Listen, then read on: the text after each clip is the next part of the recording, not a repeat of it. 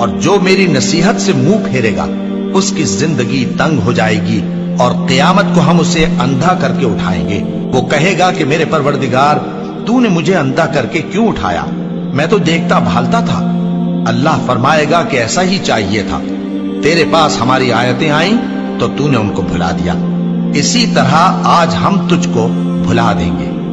اور جو شخص حد سے نکل جائے اور اپنے پروردگار کی آیتوں پر ایمان نہ لائے، ہم اس کو ایسا ہی بدلہ دیتے ہیں، اور آخرت کا عذاب بہت سخت اور ہمیشہ باقی رہنے والا ہے۔ تو کیا یہ بات ان لوگوں کے لیے موجب ہدایت نہ ہوئی کہ ہم ان سے پہلے بہت سے فرقوں کو ہلاک کر چکے ہیں جن کے رہنے کے مقامات میں یہ چلتے پھرتے ہیں؟ عقل والوں کے لیے اس میں بہت سی نشانیاں ہیں، اور اگر ایک بات تمہارے پروردگار کی طرف سے پہلے صادر اور جزائے اعمال کے لیے ایک میعاد مقرر نہ ہو چکی ہوتی تو نزول عذاب لازم ہو جاتا۔